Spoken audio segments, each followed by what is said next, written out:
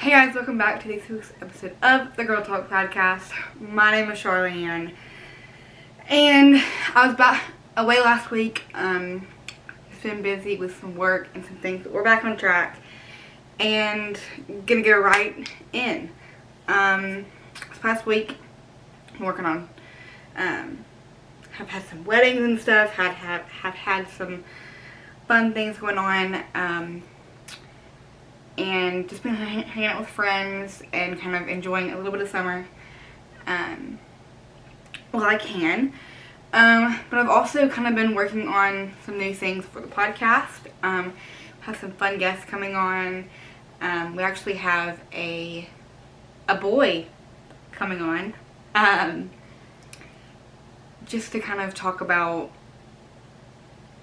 the guy side of girl stuff. But that will be coming in future weeks. So this week's episode is about something that I'm kind of going through right now, but also that I've noticed my friends are going through. Dating in college, okay, being a godly woman, and guarding your heart.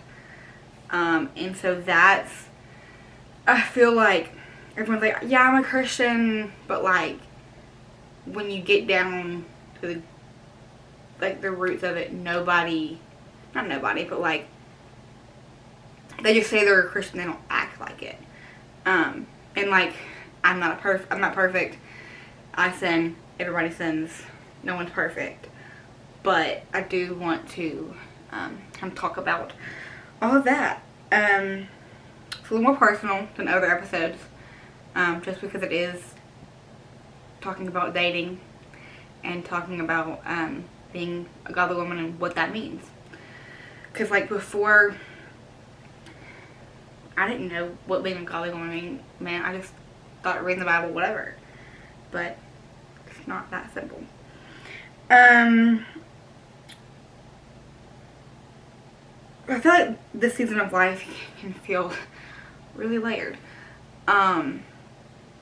Like you're meeting new people, you're doing new things, you're trying new things, you're exploring, you're learning about yourself, you're learning about your friends, learning about all the things. You're getting independence, but you're also trying to stay grounded. So you're also finding out who you are in Christ. So sometimes, and all that happening at once, like that's just,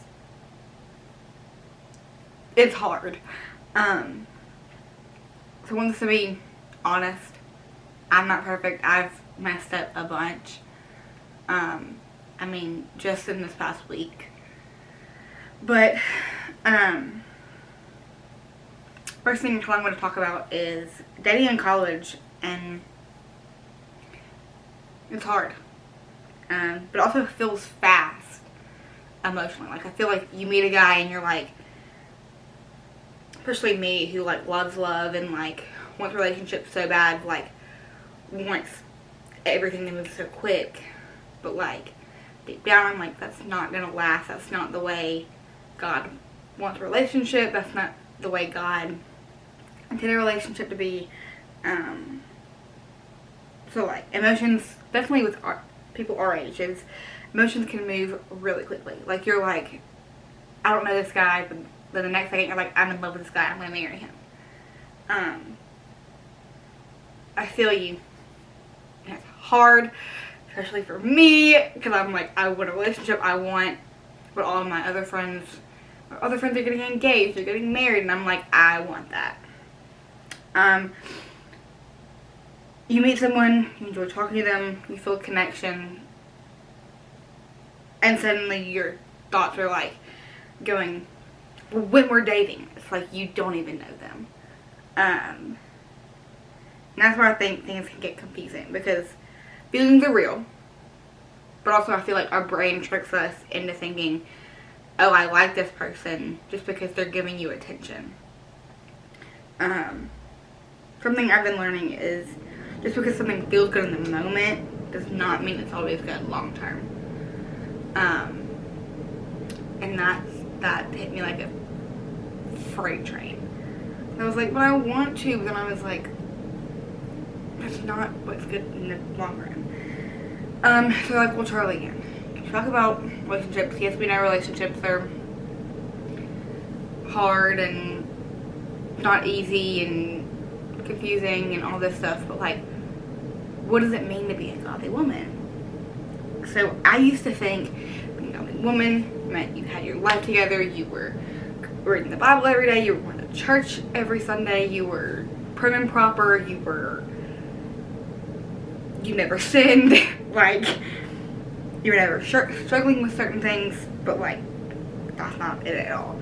Being a godly woman in your 20s looks more like trying again when you mess up, asking for forgiveness when you've sinned and know you've sinned, and done stuff that's not you, praying even when you feel distant, setting boundaries even when it's uncomfortable, and turning back to God in the middle of real life, not just when everything feels perfect. And also not just going to God when you're in need of stuff. Like, you're in need of a good grade on your test, you're in need of a relationship, you're in need of this. Like, he's your best friend. Be like, God, listen to what happened, but let me tell you. Like, he's a friend. He's the best friend you could ever have. He ain't gonna ever leave you. He ain't gonna ever talk crap about you.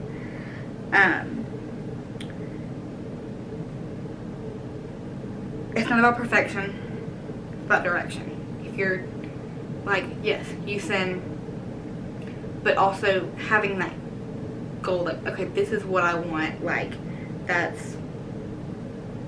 think that's something that I have to remind myself a lot, is that God isn't expecting me to get everything right, but he's expecting me to want to fix and want to improve. Now, this is something that's kind of hard, not hard, but interesting to talk about, is temptation. We all go through it. Something I've been realizing is that temptation in this season isn't always obvious. It's not like, oh, here. It's not that it can be hidden, because the devil does it in mysterious ways. Sometimes it looks like wanting attention when you feel lonely. Either from guys, from friends, from social media, anything like that. Staying in conversations and friendships that confuse your peace. So like, there's always something going on. There's always something to get you wrapped up in that's keeping your focus away from God. Going along with things just because they feel normal around you. So drinking at bars because all your friends do it. Like, that's temptation. And like, that's not at all what God has planned. Or lowering your standards because you don't want to feel alone. That one is hit me like a freight train, because like, I don't want to lower my standards, but I want to find love. I want to find my person, my soulmate, everything. Because that means, like I said, my friends are getting engaged. Like, my friend just got engaged the other day, and I'm like, another friend got engaged a couple weeks ago, and then another friend that's getting engaged in a couple months. Like, and I'm like, where's mine? Like, I want to have that moment. I want to be the one getting engaged and planning a wedding. And maybe that's the event planner in me, but like, also jealousy, temptation.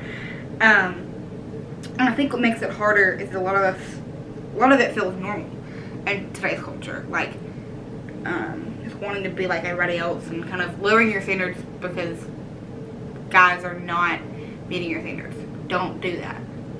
Don't lower your standards. Okay?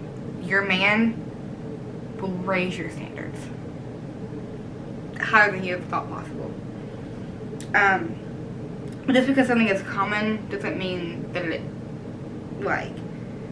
aligns with who you are, who you're trying to become. And I've noticed that temptation is usually strongest when you're tired, emotional, when you're feeling lost, when you're not on your path for God, when you're not on fire for God.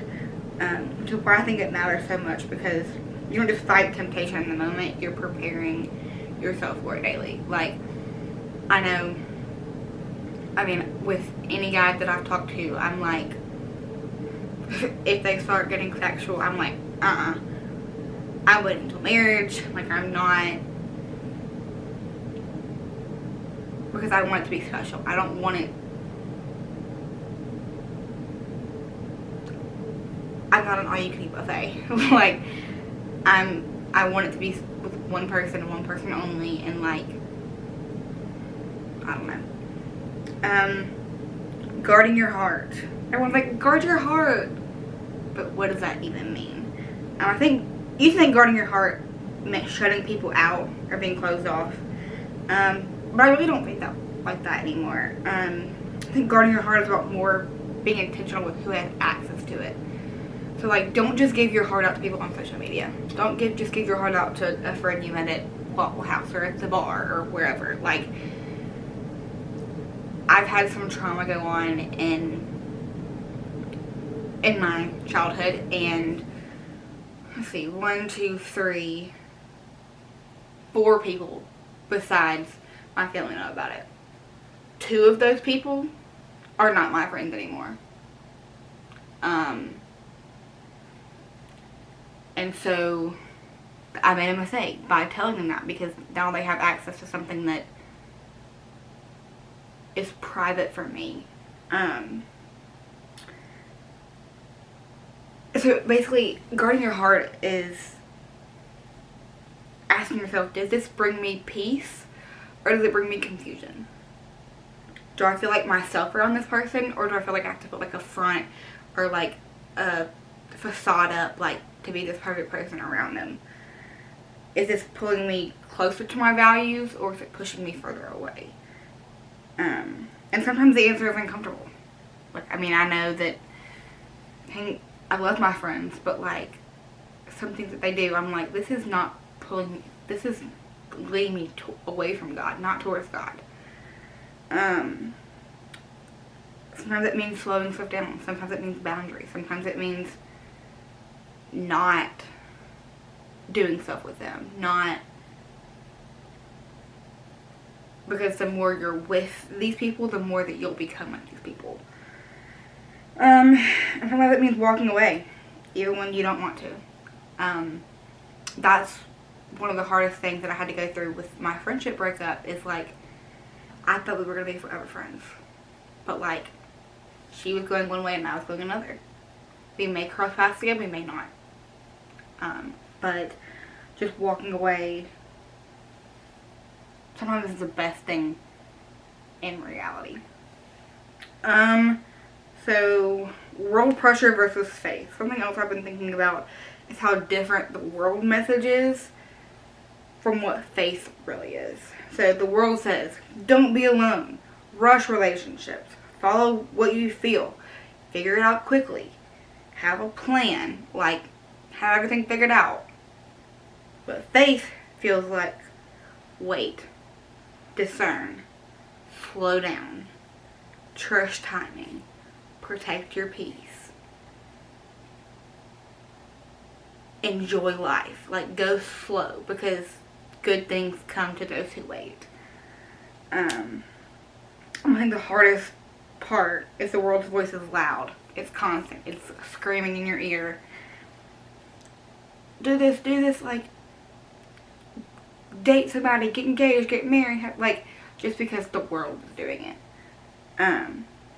But learning to pause and ask, does this align with who I am, who I want to be, what I envision for my future, what I want my future to be like? That's kind of what's been important to me. Back to temptation, how not to feed into temptation.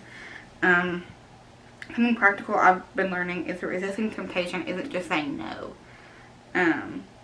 It's also about what you're feeding your mind and environment every day. So, like, my friends are like, yeah, I want to wait till marriage, but then they go and have sex with this guy. I'm like, I thought you said you wanted to wait till marriage. And they're like, well, I want it to feel right. And I'm like, well, that's not waiting till marriage. That's not being a Christian. That's just, it's not love, it's lust.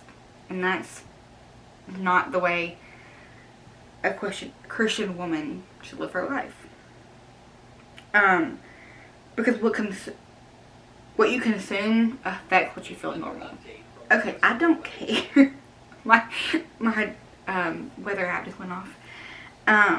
But like, so I had to be intentional about what I watch, what I listen to, who I'm around, what conversations I stay in, what conversations I kind of just exit. And I've also learned something. You can't just remove things, you have to replace them. So like, instead of removing friends, you can't just remove friends because they'll always be there. You have to replace them with something else that is more powerful and better for you. So instead of sitting and overthinking, I pray. I pray for, instead of isolating, I try to talk to someone I can trust, which is hard to come by these days. So when in doubt, talk to God. Instead of staying in confusion, I try to step back, take a breath, realign. If I'm like, okay, I don't really like this, I'll step back and kind of have a couple days or whatever, because too much can be bad. So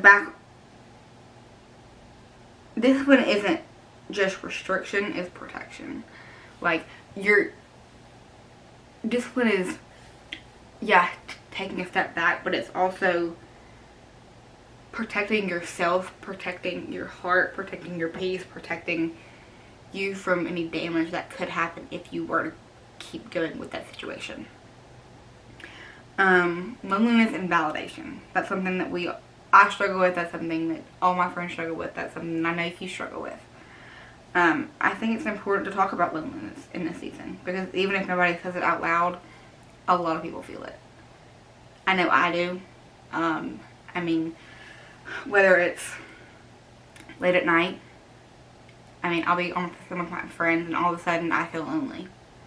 Even though I'm on FaceTime with my friends, I still feel lonely. Like, it's hard to just go through that.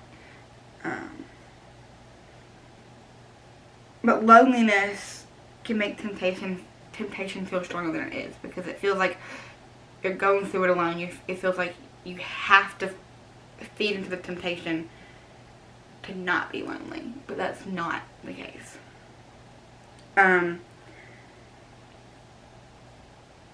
There's a difference between wanting love and needing validation, and I think a lot of girls think that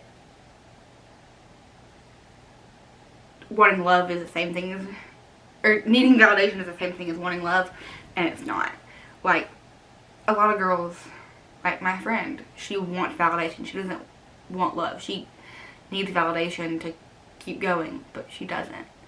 She wants to be approved and be loved and to have attention on her, but she doesn't know what real, true, honest love is. And I don't know that yet. So I'm trying to figure that out. But wanting love is healthy, but needing validation can sometimes lead you into situations that don't align with your values, don't protect your peace, don't guard your heart. They tempt you, and that's kind of what is a hard part about this all. I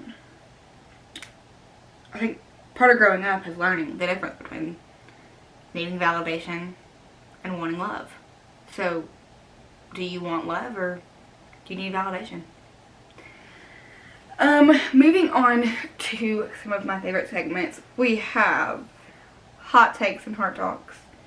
As always, hot take number 1: feelings are real, but they are not always direction. So, like, yeah, I like this guy. That's a feeling. But that's not always, like, in the right direction. Protecting your heart is not being closed off. It's being wise about access. And that's so real. Like, that's why I've been tempted. Or not been tempted, but I've been hesitant to tell my friend about my past. Because, one, I don't want them to come back and use that as, like, blackmail or anything that, like, could hurt me. But also, like, it hurts. And so, no, like, not really many people know about my trauma. And it doesn't need to be that way. I think the only people that need to know about your trauma is obviously your therapist. But, like, not until you know that there's a future or something more than just a casual friend with someone. On to heart talks. If you're listening, you're trying to figure out dating, faith, temptation, all at the same time. Like I am. But I want you to know you're not alone. You're not the only one that's going through dating in college / post-grad. And trying to be a woman of God while living in the world we live in and denying temptation, but also enjoying life. You're not behind. You're not doing it alone. God's not asking you to be perfect. He's just asking you to stay close to Him through the process that He's putting you through. Now on to high-low Buffalo. My high is being able to be more intentional about relationships and friendships. I recently reconnected with a friend who I was not friends with because I was friends with my ex-best friend, with her friend, and there was a whole bunch of stuff there. But, like, I don't know, she watches my podcast because she's literally told me. So, hey, Pookie. But, like, be more intentional about who you're friends with. Like, those people that you're friends with can make or break you. And, like, I'm so glad that we reconnected, because, like, before we reconnected, I was thinking about her. I was like, I wonder what she's up to. I wonder what she's doing in life. Like, I miss her, but I also don't want to, I don't know if she hates me or if she wants to be friends. Just taking stuff slow. If it's gonna work itself out. Be patient. My low has been temptation. Trying not to fall into the temptation of doing stuff that is not being a woman of God and not bettering me. But also wanting to continue enjoying college life, but doing it through being a woman of God. And Buffalo is, if they're meant to be in your life, they'll be in your life. God has a purpose for each person in your life. People are in your life for a reason. They're in your life for a season. There's a reason people are in your life. Whether it's for a lifetime or just a little bit. And so, if you want someone to be in your life, ask God. Be like, if this person is meant to be in my life, please keep them. But if they're not, please remove them.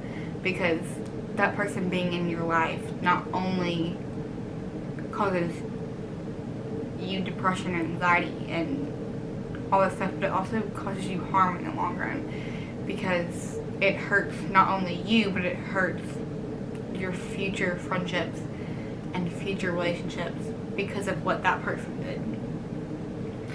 So I hope y'all enjoyed this video and this episode. This was kind of one of my favorites to film so far. Comment down below if you want me to have more guests on, if you want me to have friends on. Like I said earlier, we are going to have a guy on, and any questions you have for a guy. We'll do a segment that's like asking guys questions girls are too afraid to ask, or something like that. So I hope y'all enjoyed this video, and I will see y'all next week. Peace.